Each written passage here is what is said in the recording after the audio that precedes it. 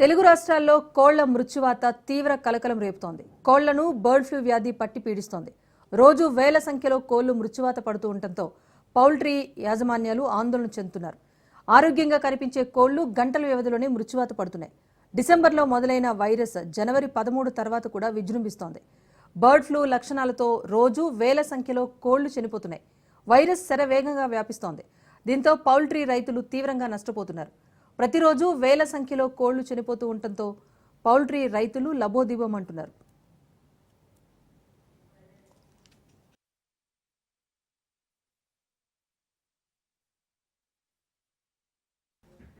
మొత్తానికి బర్డ్ ఫ్లూతో ప్రస్తుతం రాష్ట్ర సరిహద్దుల వద్ద కూడా చెక్ పోస్టులు ఏర్పాటు చేసి పక్క రాష్ట్రాల నుంచి ఎలాంటి కోళ్ల పంపిణీ జరగకుండా కూడా చర్యలైతే చేపడుతున్నారు. ప్రస్తుతం అక్కడ సమాచారాన్ని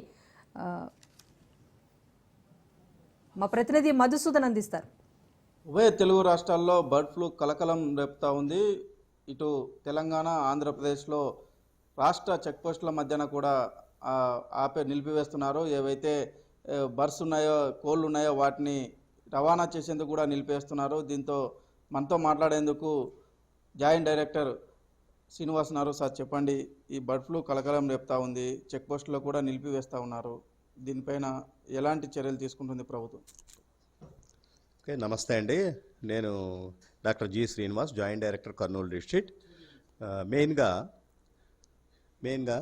ఈ బర్డ్ ఫ్లూ అనే వ్యాధి కోళ్లల్లో ప్రస్తుతం మన పశ్చిమ గోదావరి, తూర్పుగోదావరి జిల్లాల్లో అవుట్ బ్రేక్స్ ఎక్కువగా ఉన్నాయి. చాలా కోళ్ళు వ్యాధి వచ్చి చనిపోతున్నాయి. ఇది మనుషులకు వ్యాపించే అవకాశం ఉన్నది కాబట్టి, జూనోటిక్ ఇంపార్టెన్స్ ఉంది కాబట్టి జనం కూడా చాలా భయపడుతున్నారు. కానీ ఈ వైరస్ చాలా ఫ్రెజైల్ వైరస్. 50 డిగ్రీల సెంటీగ్రేడ్ టెంపరేచర్ వద్ద కంప్లీట్గా నిర్మూలించబడుతుంది. అందువల్ల ఏంటంటే మనం తీసుకోవాల్సిన జాగ్రత్తలు ఏంటంటే, ముఖ్యంగా పచ్చి కోడిగుడ్లు, పచ్చి మాంసం తినకుండా మనం బాయిల్ చేసిన ఎగ్స్, తర్వాత ఆమ్లెట్స్, తర్వాత మన చికెన్ వండేటప్పుడు 100 డిగ్రీస్ టెంపరేచర్కి తప్పనిసరిగా వండుతాం కాబట్టి ఎట్టి పరిస్థితుల్లో మనుషులకి ఈ వ్యాధి వ్యాపించే అవకాశం లేదు.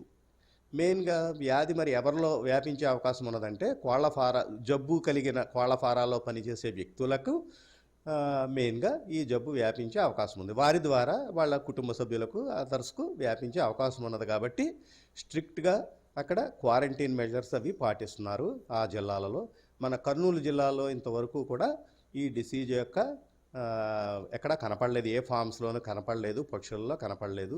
అయినా ముందు జాగ్రత్త చర్యగా మా డైరెక్టర్ గారి ఆదేశాల ప్రకారము చెక్ పోస్టులు ఏర్పాటు చేయడం జరిగింది. మెయిన్గా మన చెక్ పోస్టులు 5 చెక్ పోస్టులు ఫామ్ చేశాము. మన కర్నూలు జిల్లాలో పంచలింగాల, మన ఆదోని డివిజన్లో మాధవరం, బాపురం, పెదహరివాణం, చింతకుంట చెక్ పోస్టుల దగ్గర మన కర్ణాటక బార్డర్స్, తెలంగాణ బార్డర్స్ నుంచి ఈ కోళ్ళు కానీ, కోళ్ళకు సంబంధించిన ఎగ్స్, మీటు ఇలాంటివి కూడా మన కర్నూలు జిల్లాలో ప్రవేశించకుండా చెక్ పోస్టులు అరేంజ్ చేయడం జరిగినది. అక్కడ 8 అవర్స్ చొప్పున డ్యూటీ చొప్పున 3 బ్యాచ్ల కింద స్టాఫ్ని నియమించి ఇవి స్ట్రిక్ట్గా ఫాలో అవుతున్నాము. అందువల్ల ప్రస్తుతానికి మన జిల్లా సేఫ్గా ఉందని తెలియజేయడానికి సంతోషిస్తున్నాము. బర్డ్ ఫ్లూ అనేది ఇప్పుడు ఆ పౌల్ట్రీ పరిశ్రమ పూర్తిగా దెబ్బతినే విధంగా ఇప్పుడు సోషల్ మీడియాలో ఈ ప్రచారం జరుగుతుంది. దీనికి ఎలాంటి చర్యలు చేపడుతున్నారు? దీనివల్ల ఎలాంటి రోగాలు వస్తాయని చెప్పి కానీ, లేకపోతే దీనివల్ల ఎలాంటి ఇబ్బంది లేదని కానీ, మీరు ఎలాంటి ఈ పౌల్ట్రీ పరిశ్రమను ఆదుకోవడానికి ఎలాంటి చర్యలు? నిన్న మన గౌరవ డైరెక్టర్ గారు, ప్రిన్సిపల్ సెక్రటరీ గారు, గౌరవ మంత్రి గారు, పశుసంవర్ధక శాఖ మంత్రి గారు అచ్చెన్నాయుడు గారు కూడా మాట్లాడడం జరిగింది. ఈ విషయం మీద ప్రెస్ కాన్ఫరెన్స్లో మాట్లాడడం జరిగినది. దీన్ని ప్యానిక్గా తీసుకోవద్దంటున్నారు. ఈ వ్యాధి నిర్మూలనకి అన్ని చర్యలు గవర్నమెంట్ వారి తరఫున చేపడుతున్నారు.